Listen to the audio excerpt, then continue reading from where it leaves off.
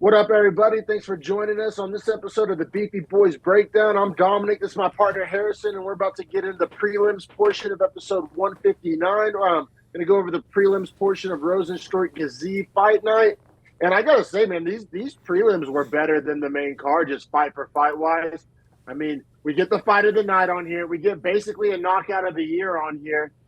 And really, I guess maybe one snoozer. I mean, all these fights were pretty fucking sick. So yeah, we got an upset, a big upset.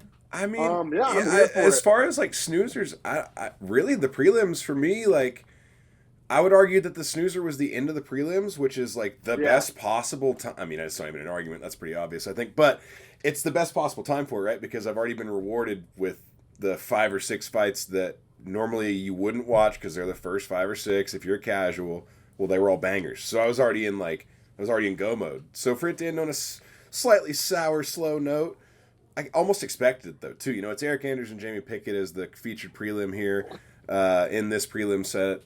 And honestly, like, that's a fight going into it where we kind of all know as an audience it's both guys' potential last fight. So, but we'll get to that. We should probably start from the first fight, right? The guy with 2 hyphenations in his name. Yeah, especially shout out hyphenation game for so we'll start off mainly because this was our upset of the week. We gave this out for free on our YouTube channel. Another reason why you should subscribe is it ends at plus 130, but I got my ticket early in the week at plus 155, just bet it as a straight. Mm-hmm. Talking about betting on Loik Radzhabov here. Taking on debutant Abdul Karim Al-Sawadi, minus 155. And the reason why I like this bet is because Radzhabov, pretty tough schedule. I think he's 2-0 or 3-0 in the UFC. I think he's beaten the likes of like a Jamie Malarkey. I mean, he has and maybe a Nathaniel Wood, if I'm not mistaken. He is 2-1 now in the UFC. Oh, well, coming into this fight, I should say. Well, do you count PFL? No, I count it more than like a King of the Cage or like a, you know what I mean? Like because he has. I view it like a Dana White Contender Series level, basically. Well, he's 4-4-1 in the PFL in his career before the UFC. Then fought one Eagle FC fight for Khabib. Then came over and beat Esteban Ribowitz in his first fight, decision, but then got KO'd by Ronbeshki in his last. You're right. You're right. However, Ronbeshki, murderer. Yeah. I have Ronbeshki very high in my ranking. He's like top 15, I believe, in my personal power. Yeah, I have him at 15 in my personal power ranking. I'm a believer in that guy. That guy's a stud. And then the guy he beat, Ribowitz, like I'm not super down on. I don't think he's a can by any stretch of the imagination. I have him with like the Baraziams and the Francisco Prados of the world. So not world beaters, but like not like can chalk up an easy dub level fighter. Yeah, I was pretty high on Radzhabov, but more so this Al-Sawadi guy making his debut. He had some losses on the regional scene, a lot of decisions on the regional scene. I believe maybe even had a loss on the Contender Series or like a split decision on the Contender Series. He just hasn't been dominating low-end competition. I really don't get why Vegas made him the favorite over Radzhabov. I mean, once the fight started, he has some skills, and he's not like bad at MMA. I just don't see like making him a favorite over a Radzhabov in his debut. That's why I spotted that value there and plunged on it. Yeah, I completely agree with you. Al-Sawadi coming into this, he's been fighting professionally since 2012. I mean, this is his 12th professional year of fighting, but I think he's, how old is he? I want to say he's like 28. So he's been fighting professionally since he was literally 17. I don't love that, honestly. You know, like fight miles, that adds up. And what I mean I don't love that is he's been fighting since 2012. He's fought 18 fights coming into this. I can't count for shit today. He's fought 18 fights coming into this, and I've never heard of his name, and he's been doing it for 12 years. And he's like taking some losses and eked out some close victories like on the local scene. You know what I mean? Like, right. Yeah, it'd be one thing if he was just starching all these dudes, but yeah, I don't know. So I like the Radzhabov value. It ends up cashing as a straight, pretty fun little straight bet for your boy here. That being said, Gaziev, moving forward, we got to remember he's kind of slow and stiff. He's absolutely jacked. He's a huge lightweight, but he's kind of slow and stiff. Did you? Yes, he is. Well, and he throws stiff. Like he throws with all the power, but it's kind of like stiff, and you can almost see it coming. I felt like there were a lot of times Al-Sawadi was just barely getting out of range because he was just. I mean, there were telegraph shots that Radzhabov was throwing at Yeah, him. I think that's what was like coming through my TV, like kind of like obvious, not the fastest. Yeah, yeah, for sure. That being said, I mean, I gave him round one. He got like I think two takedowns. He got a little bit of control, some ground and pound. The clinch knees were nice, and he like wobbled Sawadi like two separate times. I mean, they weren't the worst wobbles in the world, but stuck him, caught him. Oh You yeah. know, Oh yeah. flashed him a little bit. Oh yeah. I mean, he kind of got caught himself a little bit there at the very end of the round, but I mean, managed to get out of the round. I scored it 10-9 for him as well. I believe all the judges did here as well. Now, round two, and we'll get to it after the fight, but round two I thought was Al-Sawadi's best round, and I thought that he clearly won the round. Could not agree more. He got his own takedown. He got some nice leg kicks off. I thought he was the more active guy. Radzhabov seemed to be slowing down. Like we mentioned, he carries a lot of muscle. Yeah, and Al Sawadi, I get to his credit, what he showed me in round two proved to me he's not like a can. Now, do I think he's a world beater? No, but I don't think he's like dog shit. Like what he showed us in round two, like he can go, he can figure some things out, he can have some success in there. Um, and then keep it so as a Radzhabov better, sweating a little bit after two. It's one round apiece and kind of trending in the direction of Al Sawadi, if I'm being honest.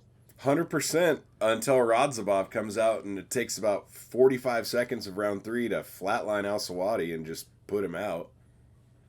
Yeah, man, and like I mean, looking at Radzhabov, it looked like a lightweight fight in the.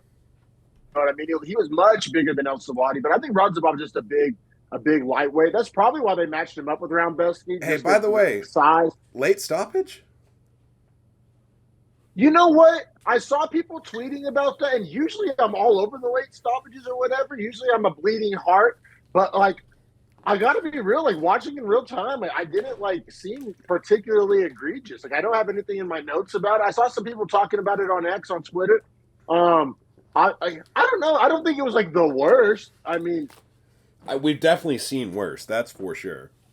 Yeah, I mean, it was you one could of those. Argue maybe. The reason I know it's like a 50-50 and it's not. I'm not going to call it late is because it barely crept into my mind right before Tognoni stopped it. Like the last two like hammer fists, I was like, oh god, is he going to stop it? And then right then he was already moving to do it. So I was like, if it's late, it's only by like one shot. And you know what? I was yelling like stop the fight, but I gotta fully own it. Like that was As the a better gambler in me. Yeah. It was more of a better stop the fight than a sympathy stop the fight. I gotta be honest. But yeah, 49 seconds into the third, lands a big right hand, follows it up with some debatably unnecessary ground and pound, and gets the win. And like as far as Radzhabov goes, I mean, I'm not going to necessarily matchmake him, but I moved him up in the tier with like the Kuta Taladzes of the world, the Rafa Garcias of the world, like just outside that top 40. Any given night, I think he could beat guys ahead of him. I mean, ahead of him in the tier ahead of him, I got like the Bahamundises of the world. But see, Bahamundis, I think would be a tough matchup because we just said that Radzhabov's kind of stiff. Well, Bahamundis, he has his flaws, but he's anything but stiff. You know what I mean? I think yeah. So I think he does start to like. I think he has some limitations, but I think he's game. He's strong and he's huge, but I don't know how far he projects moving forward. But I'm glad I cashed this ticket while I could. 100% agree with that. It's odd to think about too. He kind of fights like a guy that would be really good in 2014, if that makes sense. Like in 2014, his style's killing it. Kind of an outdated style a little bit, but I mean, definitely trending upwards, definitely got a good win, and we'll keep it pushing here to the Velociraptor feeding segment of the show. We got late minute replacement debutant AJ Cunningham out of Arkansas coming in plus 600, taking on Ludovic Klein minus 900. And I got to say, bro, I got this take about Klein that if Klein was 5'10", I mean, this guy would be like, I mean, basically, like if he was 5'10", he's short. He's only 5'7", and he's taken some fights at featherweight, taking some L's at featherweight. He's undefeated since he moved up to lightweight, I do believe. He's just, I mean, he's a short lightweight, but he's fucking skilled, man. He's fucking skilled. Yeah, so Ludovic Klein is the guy that I have bet against once when I bet on Mason Jones. He essentially ended the Mason Jones hype train for me because I decided if Ludovic Klein's going to beat you, you're just not going to be a UFC like high caliber guy. Now, kind of starting to roll back that train slightly, just because every time I see Klein, I feel like his technique looks really sharp, man. Like his striking is sharp. Bro, my main takeaway is like just precise, right? Just very precise. And like well thought out too. Like he will put stuff on the body just to make sure that he's keeping you honest about your defense. And like I say precise, like I think some guys be like, all right, I'm throwing to the body here. Now whether it lands on the ribs or lands on the liver or lands on the solar plexus, like however it lands, it lands. But he places his shots like within a couple square inches of like I feel like exactly of where he wants them. Remember the movie Three Ninjas when we were a kid, and there was like the little pressure points on like the eyes would light up. Like you have to be so precise. Like I don't know, that's what Ludovic Klein reminds me of. Like he like the finishing blow. It was basically a teep kick, but it was to so the liver. It was placed. bro. It was so perfect. Like it was almost like you could see like his toes like do that and then like dig over the top of it whenever they landed too. It was like, oh, it's beautiful. 3 inches to the left or right, and that's not a finish. You know what I'm saying? It's just a good body kick. Like that's what I'm like. So precise with it, and very fast. But like I said, man, so imagine the skill set we just described. You're fast and you're precise, but you're short. Usually those skill sets go with like an Adesanya, a longer body type. A Conor McGregor. It's weird seeing it kind of juxtaposed fighter. It's working. It's just like I said, if the guy was 5'10", I'd be shoveling all the coal. Yeah, I mean, yeah. To the point about Conor being, what is he, 5'11" or 5'10" at the same weight class? Like that is effectively what's happening. Is like Klein can't be on the end of his range. Like a Sean O'Malley, he can't win that distance shot by trading, so he has to kind of out technique you and dodge, get in the pocket, and be really precise. Because when he's throwing, he's got to hit the exact right spot because he's probably going to get hit back by a lot of these guys because they outreach him. It makes for like a fun style though. Makes for like a fun watch. Yeah. Fights like a Wolverine, man. Like he just gets in there and goes. For sure. And I mean, granted, he was fighting a light minute replacement guy. A guy that, tough and game and salute to taking the fight. All those nice, kind things to say, but probably at the very low end of the division. You know what I mean? Skill set wise, and he kind of looked like a regional scene fighter in there. Yeah, I mean, he basically just got beat up. I mean, like I said, Klein was placing his shots. He was landing his shots. Cunningham was tough and taking a lot of damage, which fight IQ to Klein. I think DC mentioned this. When you're fighting like a really tough guy with a really good chin, go to the body because it takes that part, like it takes the mental toughness out of it. Your body will shut down. 100%. And basically exactly what happened. Gets that liver kick, or they say it was like a teep kick to like I guess Cunningham's right side, Ludovic Klein's left side, but it was his right foot. That's why I said it was so accurately placed because it was Klein's right foot going to he came across right side, of Cunningham's body. I thought that was pretty impressive. Also, I don't think it was a fluke or an accident. Like that seemed very intentional. Also, should be added to the point that Cunningham was effectively standing still, so it was like kicking a dummy because he was just so wrecked by all the punches. He was pretty much shelled on the fence, waiting to like absorb, head damage, and that's when Klein was just like, oh, boom, and just stepped across, like Spartan kicked his liver.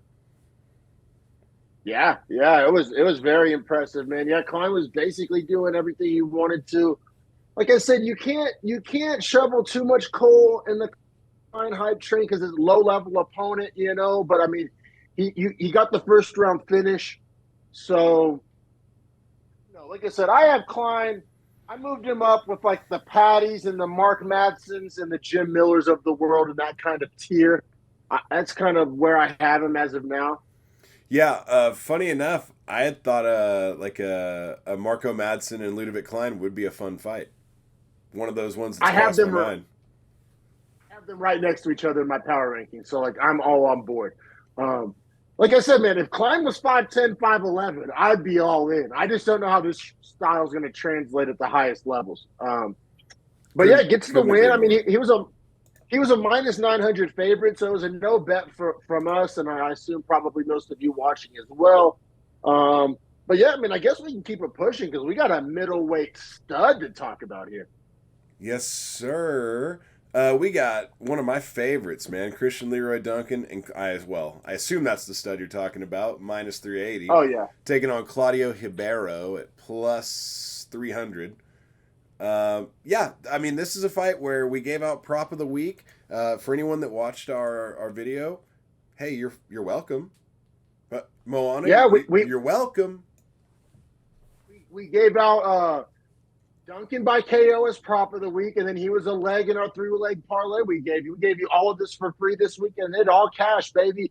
Yeah, man, Duncan, and also in our little personal group text, we've been kind of debating, like, is it worth it to bet earlier in the week before the line moves? Like, you run the risk of somebody missing weight and the leg, you run so there. It's not risk free, but I think the risk reward, because I think I place my bets on Tuesday, and I never really do that. I'm usually like a Friday night better, but and I got Duncan at minus 300 as opposed to eating the minus 380, which made a huge difference on my parlay. I believe the parlay ended up being like plus 115, and if I would have put it on Friday night, it would have been a 3-leg with a minus value. Yeah, so that's hard to talk yourself into. Exactly. So yeah, I got Duncan at minus 300. Claudio Ribeiro coming in at plus 300, man, and yeah, Ribeiro fights just almost like a street fighter, man. He's gonna throw some wild hooks. He's gonna, he's a tough guy. He's an athletic guy, but there's just not a ton of like levels to his game.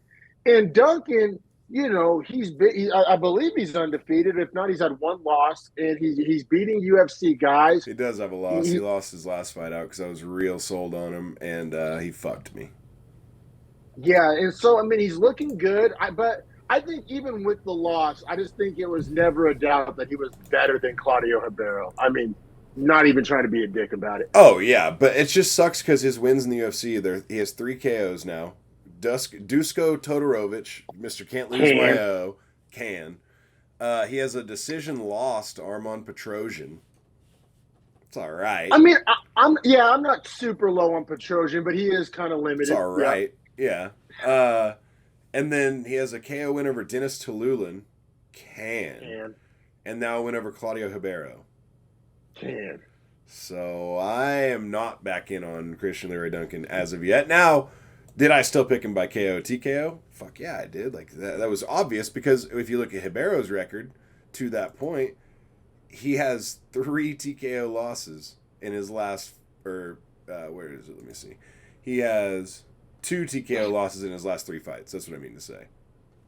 Yeah, that chin is cracked. No, I gotta say, bro, from a performance perspective, Duncan performed, I mean, basically flawlessly. Like to the point where I'm not making a comparison. I'm saying when Duncan was in this flow state and letting go some of these creative techniques, little like John Jones-esque with like the weird techniques and the rangy strikes and the fucking oblique kicks and he was doing some funky shit in there that you don't see a lot of guys do. Now, I think he was able to do that because he was not worried about what Ribeiro was going to do. So he was styling. And I think it was kind of cool to see that Duncan can be like dynamic like that and interesting and creative with the striking like that. Now, can he get away with some of that shit against higher level competition? Probably not. It's not even a question. There's no shot in hell. What do you mean? Claudio Ribeiro threw 20 punches in 7 minutes. He didn't do anything. This was like watching a guy fight a heavy bag. It didn't make sense. Yeah, but I'll say this. He'd wing piss missiles. He would wing piss missiles. Like what is for a guy that's supposed to be as a touted striker as Christian Leroy Duncan, this fight meant nothing because Ribeiro was just a can. But like we saw in the main event, like Rozenstruik had a heavy bag standing in front of him and was pumping jabs and being snoozy. Like, Yeah, but I mean, you got to consider. he's a world-class kickboxer. Yeah, Rozenstruik So, also lost. We agree he lost the first round in that fight. true.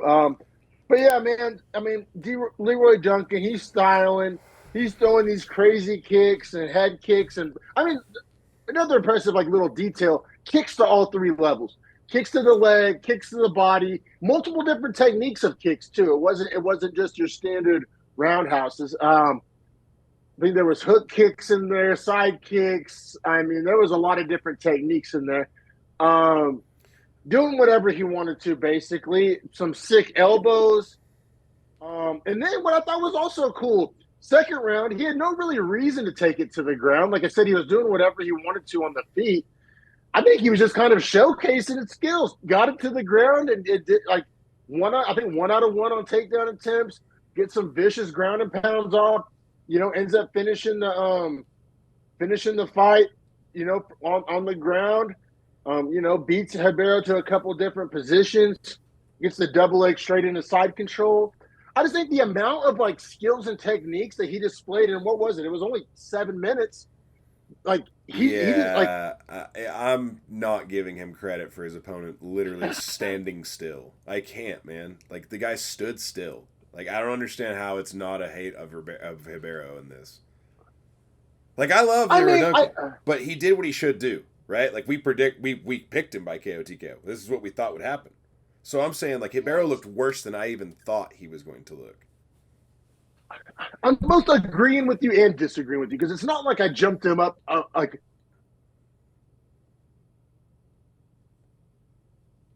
think that there's a lot of guys when they're fighting a can, they'll play it safe, they'll be snoozy, but I don't know. I think he showed that he's like not your average Joe. He kind of was snoozy in the first 2 minutes until he realized Ribeiro wasn't going to do anything, and then he fully opened up and started throwing like I'm going to have it in my notes. Started throwing like 6 and 7 piece combos halfway through the first round. I guess I'm just appreciative that he entertained us. You know what I mean? He could have Rozenstruiked his way to victory here. And he decided to kind of style a little bit, which I appreciated, I'm not hating on him. I'm just saying that like as great as he looked, man, when you watch that whole 7 minutes for Ribeiro, that's like watching a dude that's just I didn't. He's not UFC it. caliber. He's not UFC caliber. He's probably not even Bellator or PFL caliber. Like he should be fighting at your local county fair. Like it looked like he didn't even want to be in there, man. Like the takedown defense was absolute dog shit. He didn't throw a single three-piece striking combo the entire fight. He threw at max 2 punches at once. Like he threw 4 leg kicks. He did nothing. So I moved Duncan up. I got him at like 27 in my middleweight power rankings. I got him right behind Rodolfo Vieira just because I think that would be a tough matchup for him. Like I don't think he's faced it. I mean, he clearly hasn't faced a guy like that. He's faced only cans, and then Petrosian's a striker, which is kind of a bad look. He's a striker. See, his only L is to like a middle of the road striker. Here's my other reason I'm super out is because when Christian Leroy Duncan did fight Petrosian, and I bet on him, he wasn't throwing combos. He wasn't styling because he couldn't. And for me, huge red flag that he can't do that against a guy that I consider like mid to okay level striking. Now, tell me if I'm full of shit here. Try not to base my rankings purely off MMA math. Obviously, it's a factor. I actually have him above Petrosian, mainly just because I do think that the ceiling's higher. Like the frame, the athleticism, I think he's a plus athlete.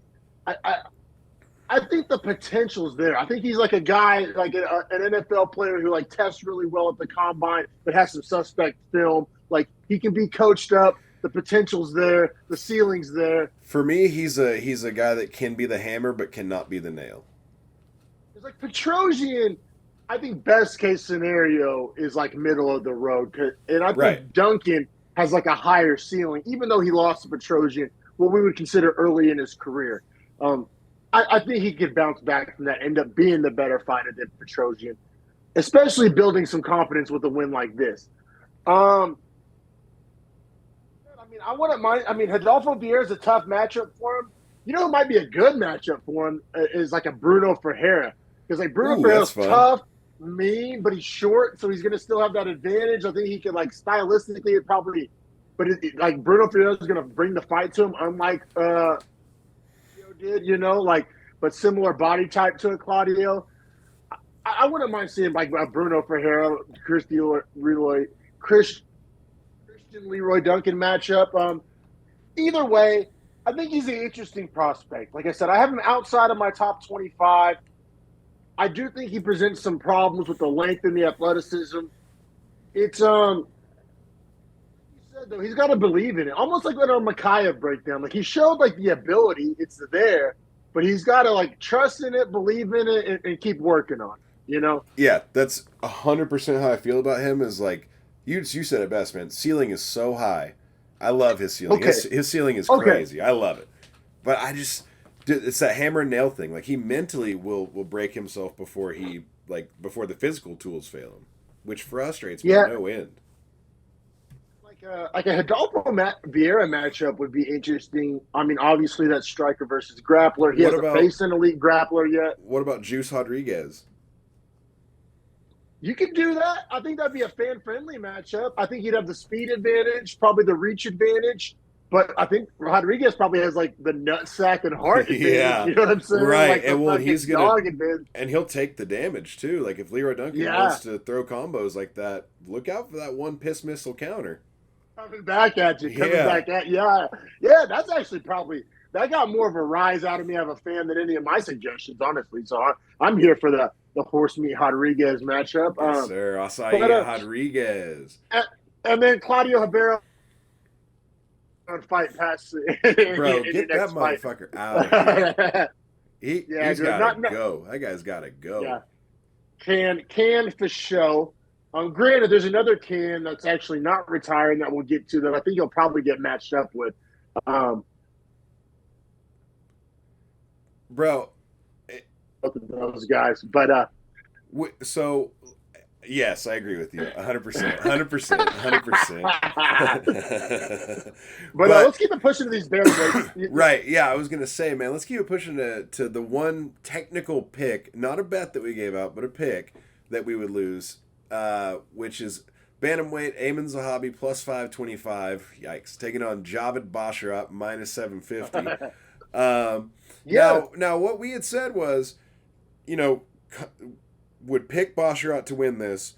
The money line on him it couldn't be justified to be worth it to bet on him. So it's a no bet for us, but we'll take him as a pick on verdict. Yeah, for sure. And it's like, because Basharat was undefeated, but Zahabi was on a 3-fight win streak of his own, and I think 2 of which were finishes, brutal KOs, like bonus-winning KOs. And then Basharat, the reason why, and I just lump the Basharats together when I talk about him. I know not all brothers you can do, but they fight the exact same. They're the same size. So, like, you can pretty much, like, lump them together when you're talking about the Basharat bros. And when we watch a Basharat bros fight, thing every time, like, technique. There's, like, no physicality, no bad intentions, no, it's not – they're doing the sport. They're not fighting. You know what I mean? We always talk about that difference. And Zahabi's kind of the opposite. You think with – for us, Zahabi being his brother and all that, you think he'd be this super heady, technical. He's really kind of a brawler. Yeah. It's kind of crazy. It's odd because I almost wonder because he does talk about how Faraz like game plans each guy at the gym to what he believes the guy's skill set is. And I wonder if Faraz just sees him and he's like, listen, little bro, like, he ain't got all that, but you can get slept on and land a missile. And it's like, so your style has got to be like plodding. Dude, like his style's weird. I really took a lot of notes on it in this fight because Basharat's style is more of the modern day, like pressure, technique, and dude, Zahabi's style is that flat foot, weird side to side, kind of in and out, throw huge missiles and then back up. It's a weird style. And for that reason, bro, it's crazy. This is another example where like Zahabi gets the big upset here. I still don't jump him over Basharat in my power rankings. Because this fight was super close and honestly could have gone either way. Super close. And he's old. He's 36 years old. And I just do not like his style for this weight class, bro. Like the plot. He almost fights like a heavyweight, but it's bantamweight. You know what I mean? Like that's like not gonna. His heels are on the ground when he's fighting, which other bantamweights are like. They're always up on the balls of their feet. They're moving too much. And it's weird because he does have power. Doesn't really have hand speed. Now he finds a way to land it, but they kind of look slow. Like on like just the eye test, the punches take like a while to get there. They're loopy. He disguises them so well because he loops them and like he'll put his head like almost past his opponent's body by the time that hand's coming through. It's like weird. Once again, almost like you'd see from like a heavyweight, right? Yeah. But I mean, this fight uber close. We got to go round by round. But just overarching, we said for a minute the hole in the Basharat's game is like the physicality. The physicality and the bad intentions. We've been calling that even when they're winning fights. We're like, they're point fighting, they're pitter-pat bullshitting. There's not the bad intentions, the fight ending. Like if you might as well bet them by decision because they're not even really trying to get a finish. I mean, maybe a sub on an entire guy or something. But like striking-wise, no bad intentions, no fight-ending intentions on really any Basharat strike that we've ever seen. Yeah, no, and like how the first round plays out is 100% to that point. It's Basharat winning a point fight in round 1 where he doesn't do the most damage to Zahabi, but is able to land jabs, leg kicks, and essentially control the pressure. Well, you know what it reminded me of, and I don't know if this is a compliment or not, bro. Round 1, Basharat reminded me of Michelle Waterson Gomez with a bunch of sidekicks. Yeah. He kind of fought, like, am I wrong? Like, well, there was the like one time he missed like a hook, spun around, and then just Taekwondo kicked Zahabi in the chest and dropped him, and I was like, holy shit, that was tight. Yeah, it was cool. I don't know how damaging it was, but it was kind of cool. That's my thing is it's like a push kick. Like it wasn't much damage. It just like caught Zahabi so off guard that it like knocked him down. That being said, I did give round 1 to Basharat. Oh, yeah. I thought Zahabi landed the harder punches, but just not enough output. Yep. Basharat's kicks. I like the activity there. So we saw round 1 the same. Although close round, like kind of hard to score. Yeah, crazy enough, all the judges see this in lockstep too.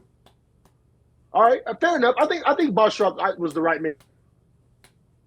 Zahabi made it competitive. Now round 2, another super close round. I gave it to Zahabi because he started defending the takedowns, which the fact that Basharat started attempting the takedowns lets you know there were some things he didn't like necessarily love on the feet. And then he ended the round strong in classic Zahabi fashion. He was winning the boxing. You know, he wasn't winning the kicks.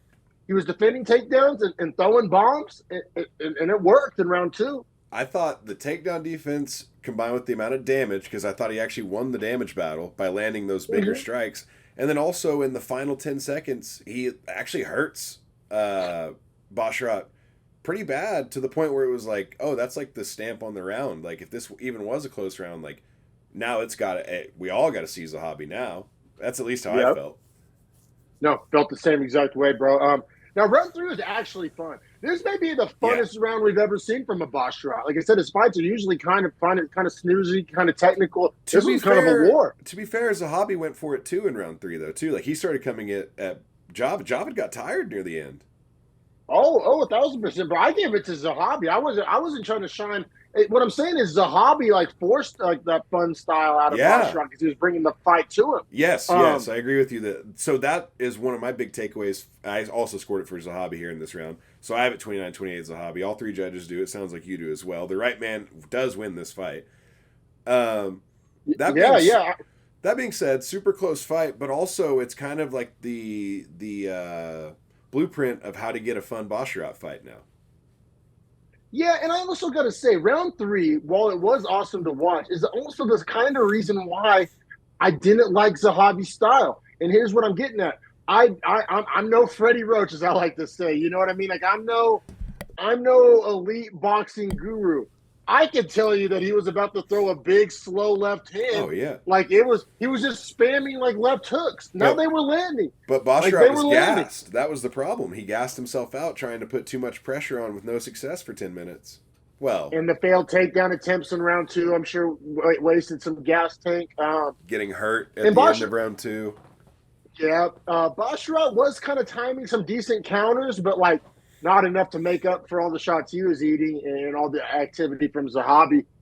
But yeah, like I said, I mean, when you were watching round 3, I mean, you could call it out on your TV and look like a smart guy if you were watching at a bar or something. It's like, oh, he's about to throw a left hook. Like, yeah, but it was obvious as all.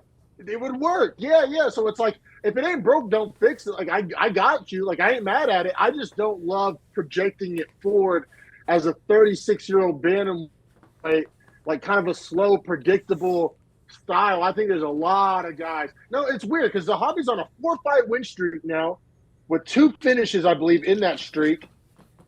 Getting a win over an undefeated Basharat's real big. I mean, that's a big-time win. And I still just didn't move him very, very high in my power rankings because I just think that there's a lot of guys that beat that style. I really do. I agree with like, you 100%. For example, bro, for example, I think Cody Garbrandt beats Zahabi. Like, just style-wise, speed-wise, boxing-wise. You could argue Zahabi's power versus the cracked Garbrandt chin, and you'd probably take Zahabi by KO if you were going to bet him.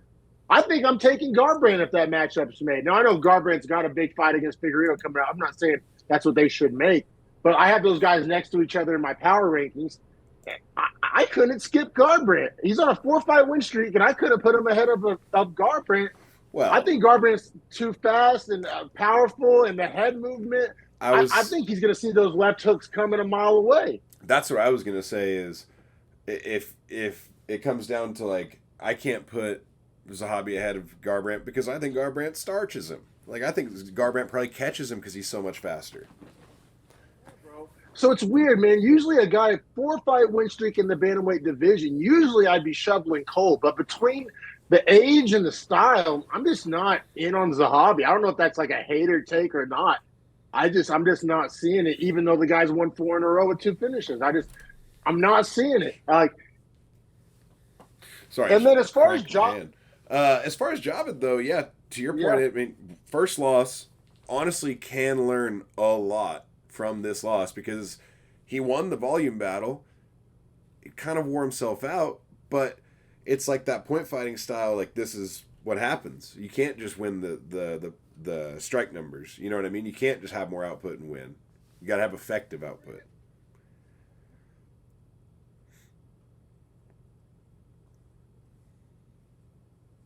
You know what I mean? Like, yeah, like it's a flawed style. That being said, man, Javid, I still have him at 25 in the bantamweight division, but you know who I have him behind? I have him behind Beksat.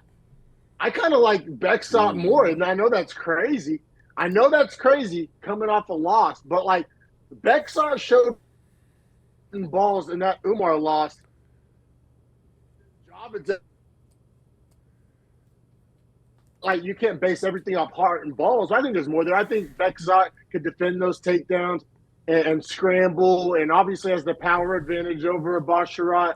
Maybe I'm shoveling too much coal in Beksat's train. I know Javid has a better body of work. I just think Javid, I don't see that mean streak. I mean, this is cage fighting we're talking about. You kind of got to be an asshole. You kind of got to be a rough guy, you know? And I just have yet to see that from either Basharat, bro. Yeah, that's what I was going to say is I feel like both the Basharats, oddly enough, can lump them together and, like, they just, yeah, they don't, like, have that killer instinct fight mentality. They have that point fight mentality, and that's such a different thing. You combine that with kind of their skinny, frail body type, and it's like, how dangerous is that style? Like, we saw Beksat could drop Umar. I don't think we've ever seen a Basharat, bro, drop anybody. Like, Terrence McKinney, but... No, that's a different weight class. Terrence Mitchell, maybe. Terrence Mitchell. Yeah. Okay. You're right. Fair enough. But yeah, man, I don't know. In a weird way, kind of dauber down on both of these guys, right? Like, I'm not trying to be negative Nancy here, but like, kind of dauber down on both. You know what? Way. I mean, I confused I'm thinking of the Bonfils. That's who knocked out McKinney. Yeah. No, we have not seen a Basharat drop someone. I was thinking of the wrong set of brothers. Yeah, no, seriously. It's like we've kind of beat this dead horse, but it's such a point fighting style that you can beat Cans with that style, and you can get wins.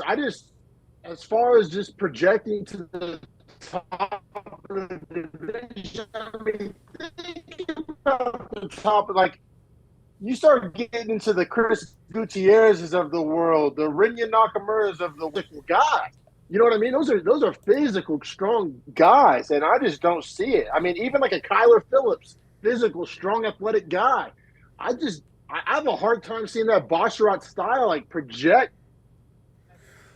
I don't even really want to say up end of the but even like the 25 to 15 range of the bantamweight division, it's hard to see it stacking up. But I don't know, man. Maybe they'll get back in the lab and make some tweaks and adjustments. And I don't know though, but we've got another sick bantamweight fight to get to up next. Yeah, I was gonna say let's keep it pushing because for me we got the KO of the year coming up, and honestly it's on a super late replacement. I mean, hella credit here, bantamweights like you said to Bernardo Sopai plus 115 taking on Vinicius Oliveira minus 135.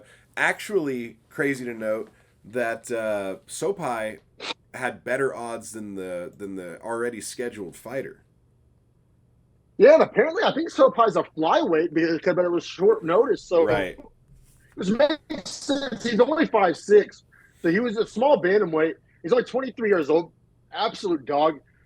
So we had picked Vinicius Oliveira in his original matchup. It was supposed to be against, where is it at here? Giannis Gamori.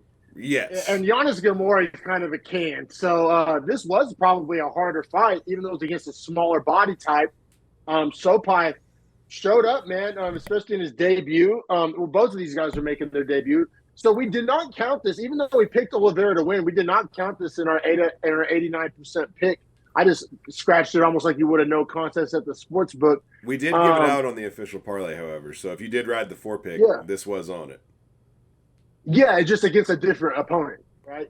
Yeah, but still would have just taken all it because the odds were you got.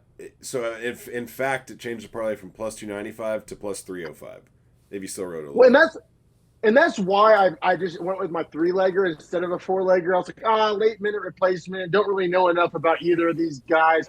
We were mainly, when we made that pick, we were mainly fading Giannis Gamori. So it's a good point about Sopai. So I actually didn't end up betting this one. And man, I would have been sweating if I did because this fight was epic. So there's a very good chance that this, at the end of the year, when we're doing our prime cuts, this could end up being a comeback of the year nominee and a knockout of the year nominee. I doubt it'll end up being a fight of the year nominee, but ends up winning fight of the night. Yeah, I mean, it was damn good. In fact, it was so good in my notes that I have after, where is it? After round 2, I said, this is the fight of the night. After round 2. Yeah, no, it really was, bro. So we'll get into it here. We got Vinicius Oliveira making his debut at minus 135. Big bantamweight, big strong guy, fast guy, big athletic guy, I guess I should say. Taking on the smaller Bernardo Sopai, only 5'6", 23 years old, plus 115 dog. And yeah, man, Sopai started the fight great. I mean, comes out, he gets two out of 2 takedowns. Good ground and pound while he's on top. And you could argue that Oliveira was maybe saved by the bell in round 1. Yeah, I mean, if that round's 30 seconds longer, maybe he doesn't make it to the second round. I agree 100%. Now, that being said, I still scored at 10-9 just for the first half of the fight being pretty competitive. No, me too. And I know that goes against some of my logic I used in the Makayev when I was scoring. Hey, it is what it is. But, yeah, maybe a little bit of a stroke job there. But, 10-9 Oliveira. But, I mean 10-9 Sopai there. Now, round 2 really starts to heat up, man, because super interesting. Start of round 2. Super interesting. This could be a round of the year, by the way. I was going to say 3 awards. Maybe. Very well may be, because start of the round, Sopai basically picks up where he left off, gets the takedown, actually has Oliveira fully flattened out and is getting a ton of damage off to the point where, like, I'm not going to use the word should have, but I'll use the word could have been stopped. Well, when the ref the ref is telling you fight back or defend yourself, I mean, you're at the precipice of a stoppage. And to Oliveira's credit, every time it would like reach that precipice, he would move, stand up, shrimp. He would do something to like signal that he was still in the fight. So I don't think it was great like reffing. But, like, there are guys out there that would have stopped that fight, like, for sure. Yeah, and it's crazy because Oliveira manages to stand up pretty much with him on his back and then reverse him, get into guard. And then for 90 seconds, he looked like John Jones on top. His ground and pound was nasty. Yeah, the ground and pound was huge. The reversal was so sick. There was an arm triangle attempt in there that was like, I don't know how close it was, but it was a solid attempt. Well, and to Sopai's credit, he gets back up for the last 35 seconds and then gets pieced up near the end and doesn't even know where his corner is by the end of the round. Yeah, it was like, I honestly thought they may have stopped it at the end of the round, almost like they did with Gaziev. Like, he couldn't find his way to the round. He was so out of it. Like, he was breathing so hard that he like couldn't talk to his corner. I mean, he couldn't looked even like look a guy at that was done. Yeah, he couldn't raise his head up. Like, the speech his cornerman was giving him was, you've worked way too hard for this. Do not give up. Like, please. Like, he was begging him to not give up on himself. This is a fight where we talked about it last night with Gaziev, where like his corner was not protecting him, obviously. You know what I'm saying? Or wasn't trying to at the very start of that whole eye fiasco. For me, this is one where when you see the third round start playing out and Sopai's just getting beat up, you could probably throw the towel. I know it seems disrespectful. This guy's young, fighting up a weight class, short notice, and look what happens to him. Like, that's going to change his career and maybe his life. Yeah, bro, it's tough. Like, he can barely get up off the stool. You know what I mean? Which, like, if you can't get up off the stool, the fight ends and it's a TKO. And I think his corner literally like lifted him off the stool, if I'm not mistaken. So it's like, you could argue this fight probably shouldn't have seen a third round. But to his corners, I guess to his corner's credit, what I'll differentiate his corner and Gaziev's corner is like Gaziev hadn't really had any moments in like 3 rounds. You know what I mean? He had like Sopai just almost won the fight. You know what I mean? He had shown an ability to like fight. Gaziev had never really done that. My thing is not throwing the towel at the end of round 2. It was never that. It's throwing the towel midway through 3 when he just is doing nothing for 2.5 minutes except getting beat up. Yeah, bro, and smart. And honestly, to Oliveira's credit, right? He had gotten taken down a few times. He had a very tired guy in front of him, a shorter guy in front of him.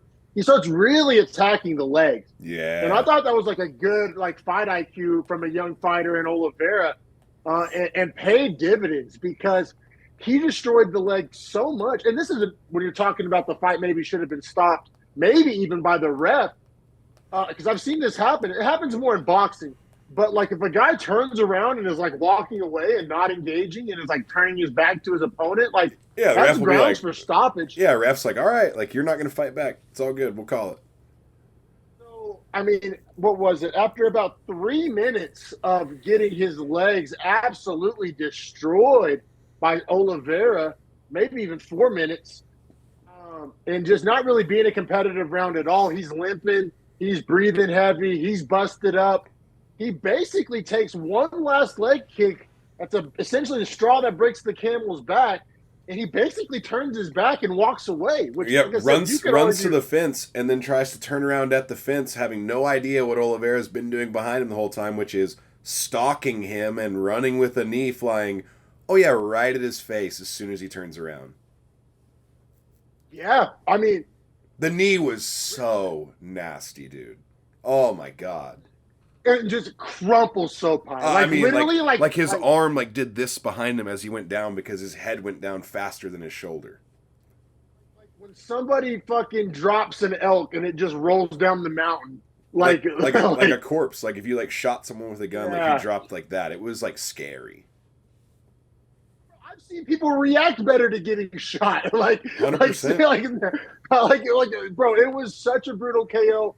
I mean, immediately Joaquin Buckley Kasangane comes to mind, right? And this is way worse. You like it? Like this to me is like. Did you like it more? I like it more? Oh yeah. This to me felt like Frankie Edgar and Sandhagen, the flying knee there, where you see Frankie Edgar just fall face forward, flat, like no arms to catch himself. Yeah, right. Did have shades of that. Same weight class. I do. This felt less fluky than Buckley's. Buckley's, you could argue, was like a little fluky. Like this felt like set up. You know what else this actually looked just like? Now that I think about it, this looked just like when Demetrius Johnson beat Adriano Moraes and won and hit the knee on the fence, like pushed him into the fence and then just flew into him. This was even even more violent. This was way more brutal. This is way more brutal, yeah. But same sort of technique. I mean, is this KO of the Beefy Boys era? I mean, I'm not going to be hot take McGee and say best KO ever, but I mean, of the Beefy Boys era, because I mean, up until this point, I think it was probably Buckley, right? I mean, probably Buckley. We weren't doing the show whenever Yair got the reverse elbow KO. I don't believe. No, I think that was 2019 or 2018, right before the Beefy Boys era. So I mean, we're talking. I mean, definitely like what, top 5 knockouts of the past 10 years? Like, oh yeah, I mean Leon Edwards, Usman. You know, it's got to be up there like that. But that is also like not. That's more based on the implications of the fight, not actually the technique. Yeah, that's why I like comparing it to the Buckley one, because both fights I think were on prelims. Both, you know, if you want to factor in like Topuria or Leon Edwards because of the stakes of the matter, sure, I'm not gonna. That's not the argument that I'm making. You know what? But like violent highlight style knockouts, right up there. Topuria Jai Herbert is the same level of violence. Yes, you're right. Honestly, if you want to do caveman math, knee over punch, right? Yeah, like... yeah. This one's more violent for sure. But like the way Herbert's body drops and the way like Topuria just connects like 100,000% power on him. You got to remember, Topuria's fighting up a weight class in this fight. Oliveira was fighting a 25er, so like that adds to the violence. I mean, this was God. And to your point, smaller guy that's just already done too. Like my overarching point is like I hate this for Sopai because I thought he fought a great fight up a weight class on short notice and he's young. I really liked his future. And then, like, dude, KOs like that can change, guys. Like, Terry Edom, Edson Barboza. Like, Terry Edom, never the same fighter after that KO. Yeah, bro. And you hope he's young enough to bounce back. You hope he takes enough time off. Also, I'm super stoked. Dana, so lot 2 on this fight. This fight gets fight of the night, and then Oliveira gets performance of the night on top of that. Rare. Super rare. So Dana took care of everybody because that definitely deserved 100K if you're Oliveira. Coming back, and getting like highlight of the year basically, and taking the fight against a new opponent 3 days before or 4 days before. Sopai gets rewarded, you know, UFC debut. I'm sure his pockets aren't deep, so this will give him the ability to take 6 months off. You know what I mean, and get his bills paid. That's hopefully the important part. That's the important part. Is that hopefully he has the ability to take time off now. Probably making 12 and 12. You know what I mean? So he like quadrupled his income with the bonus basically. And then, you know, I think fans are going to like him and respect him after that. And yeah, you just hope he can bounce back from that because that was absolutely violent, absolutely brutal. He was literally carried out of the cage. I don't remember. I mean, I know it's happened, but I usually see it from like leg kicks. I don't remember seeing a guy get like carried out like Nam style, like fucking Full Metal Jacket style, carried out of the cage by his comrades. From like a head blow knockout. Usually, we've seen it obviously with Conor, the leg break. We've seen it happen when the legs are just too destroyed to walk out. But well, no, that's what I was going to say. To your point, he wasn't putting any weight on his right leg either. Like he couldn't stand on his right leg, and he got viciously KO'd. I think it was both. I think he would need to get carried out even if the leg was fine. But you're right. You add those two things together. So much damage taken. Feel bad for the guy, but he's a dog, absolute dog. Like went out on his shield, like, hey man. And then Oliveira, I don't know how to feel about Oliveira because obviously that was fucking sweet, but obviously he almost got finished by a flyweight. So It's like, how do you juxtapose that? Like, and I guess I'll answer the question of how I juxtapose it real quick. Let me see where I moved him in my rankings real quick. So I moved him above Raul Rosas Jr. I don't think Raul Rosas Jr. wants that smoke. Oh, by the way, are we going to get into why he got pulled from this card? I don't. That reeks of fake news to me. You're talking about his dad saying he didn't do his chores or some shit. Yeah, like, I was going to ask you how real that seems. Because, like, would the UFC even allow that? That doesn't seem to pass my smell test. I don't want to be a mark and believe that story. Like, I'm going to choose to not believe that story.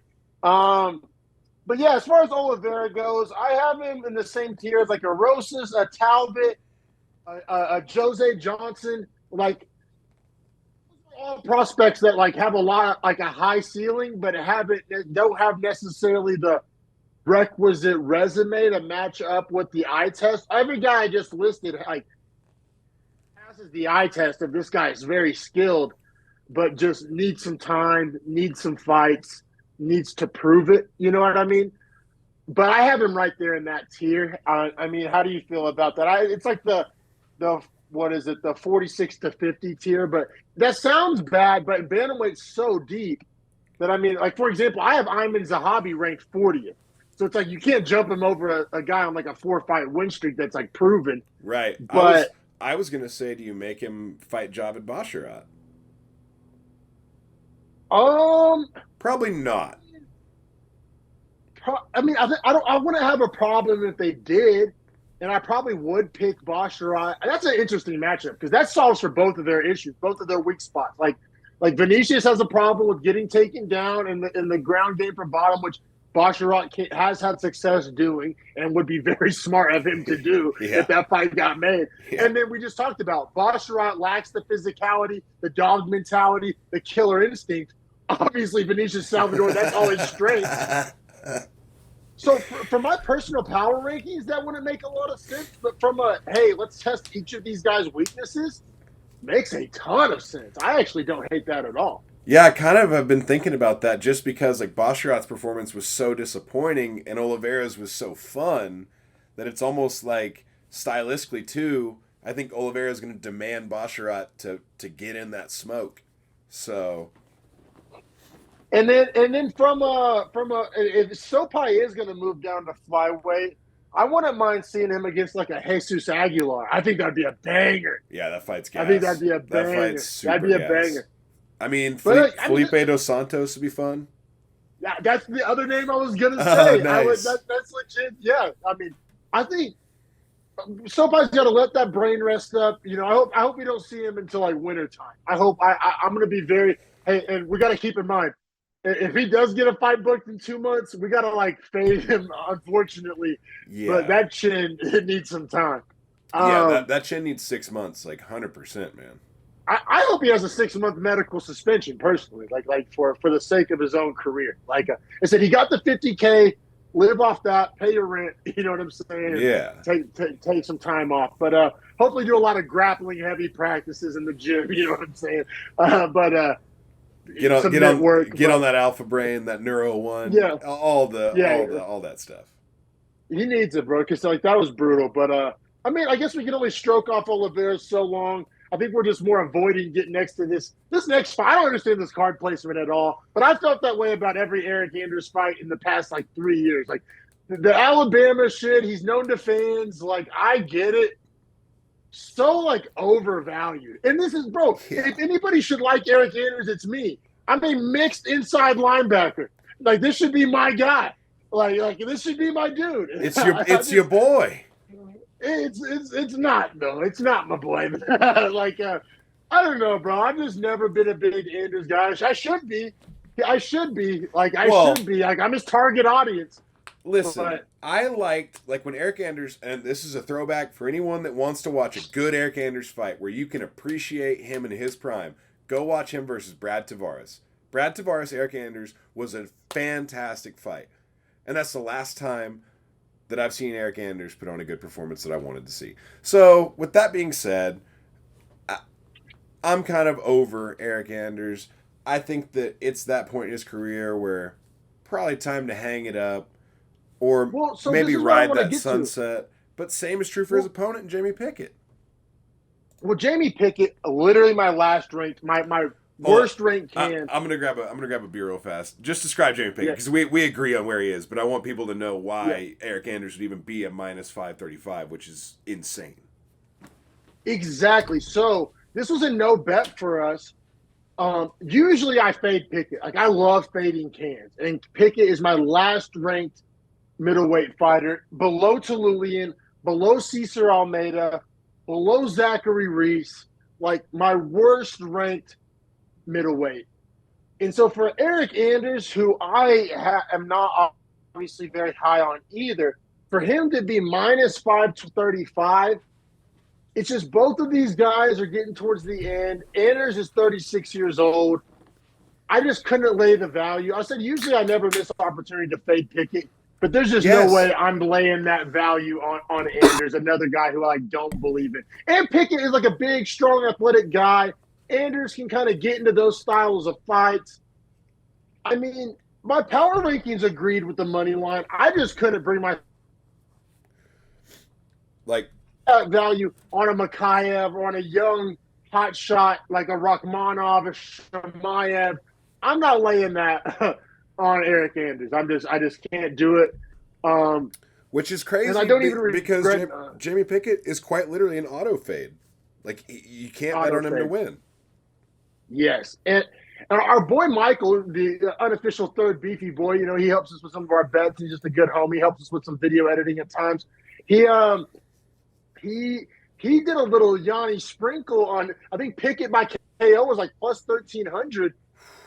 I mean, to me, that made more sense than the fucking Anders minus 535 from a Billy Walters value perspective. Pickett does get a knockdown in round one that was like a. I was about to say, it almost cashed. It almost cashed. I thought it did. Like, in the moment, I thought it did. Because Anders dropped. Anders dropped hard. Oh, yeah, dropped. I mean, I thought it was over. Honestly, you could argue if Pickett wasn't a can, should have been over. Well, if Pickett would have just started. Who doesn't finish that? Yeah. Like, what? It was like Pickett surprised himself by clipping him with that one. Like, even other cans finish that. Like, Cedricus Dumas finishes that. Like, yes. Oh, yeah. Like, bro, how was that not a KO? Like, that just shows why we auto fade Pickett. Even in best case scenario, you cannot draw it up any better. Your wildest wet dream, if you're a Pickett bettor or Pickett fan, he still fumbles it. This just simply has to be. Now, that being said, I scored the first round for him 10-9, not 10-8. No.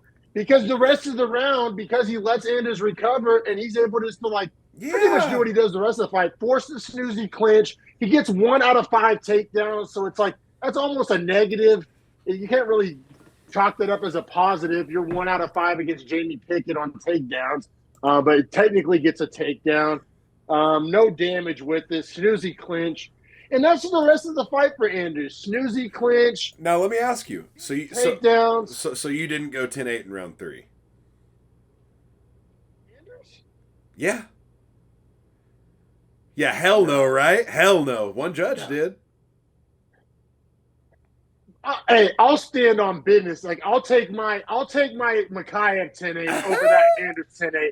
Any day. I don't give a fuck what the judges say. I'll stand on business about that. That's so fun. The only reason I asked it just like that was because I was like, well, you're the guy that was handing out 10-8s, so let's see if you and I still didn't. You know what I'm saying? Yeah, I didn't even consider it. I didn't even consider it. Like when they read the scorecards and they said 29-28, 29-28, 29-27, I was like, what round was it? No, it couldn't be for Anders because he's the one that got dropped. I was like, how is he getting a 10-8?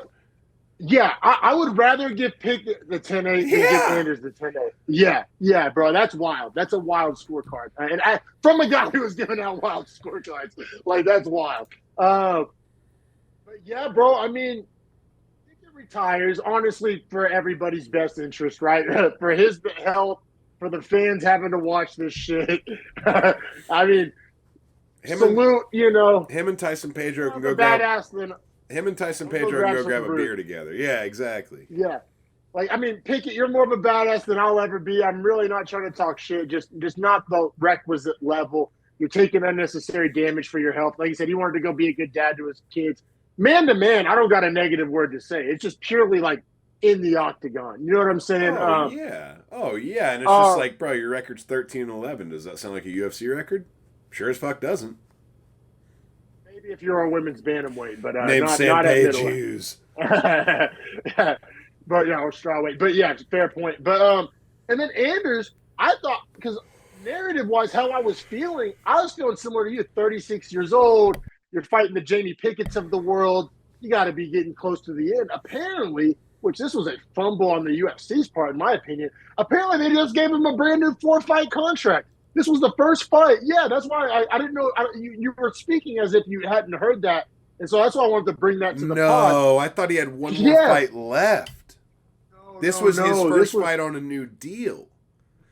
Oh, Bro, right? Right? Like, what a bad contract by the UFC. Middleweight doesn't even need the bodies like that. They're so deep. Now, if he wants to go to 205, maybe they just potentially discuss that. Maybe, or they use his quote unquote name value to like build these like Ruzboyevs and guys like that. Well, like I don't know. yeah, I don't know what Eryk Anders' name is worth. I guess it's worth something. Well, I guess that's how we feel. But they got him on the featured prelim. They're handing him new contracts. Like I said, there's this perceived Anders name value because of the Alabama narrative. There's this perceived name value for Eryk Anders that gets him card placement, that gets him. You know what I mean? That I don't see it. I don't feel that way. But clearly, the promotion does. Clearly. I'm just looking at okay, let me ask you this. Would you use Eryk Anders next for Bo Nickel? Oh, I hope not, but like probably. Just saying, like that seems to be because Cody Brundage Cody Brundage, Eryk Anders, they're not too far apart, but Anders has a way better value to him as far as name. I wouldn't mind seeing him against, which I don't think they'll do this. Who? Sorry, I had an alarm go off on my phone. I wouldn't mind seeing him against Shara Bullet. Oh, I like that. That'd be a fun showcase somebody. I think they're going to give Shara Bullet like a bigger fight than that, but I'm not as high on Shara Bullet as other people are, and I'm clearly not very high on Anders. I would use Shara Bullet Anders if you're going to use him to build a prospect, or like I said, a Ruzboyev. I think this would be a feeding. But like Ruzboyev only is 1-0 in the UFC. I'm super high on him. I'm shoveling all the coal, but the dude does. But that wraps up this prelim segment. I'm looking forward to doing our 299 bets deep dive real quick with you. Yeah, man, fun prelims. That Oliveira Sopai fight, like that's one that'll stand out. Like we always talk about knockout of the year, comeback of the year. It's ones that you don't necessarily need to do a lot of research on because it's just like ingrained in your memory and stands out. Like that Vinicius Oliveira knockout, like I said, that's going to be like the Buckley knockout, like some of these famous knockouts that we remember and stand out in our memory. So, I mean, the fact that we got that on the prelim is why you should watch the prelim, and it's just why you should subscribe to one of the only podcasts out there that watch the prelims like you do for the hardcores, every single fight on every single card. Check us out on Twitter, Beefy Breakdown, Instagram, Beefy Boys Breakdown. And hit that subscribe button because we're about to give out some free picks. Last week, all of our picks cash. We give them out for free. Let's go. Check out our betting video. Check out our main card video. And subscribe so you can just ride this wave with us with the Beefy Boys Breakdown. Beefy Bets, Beefy Boys. We'll see you guys for the Beefy Bets UFC 299 coming up.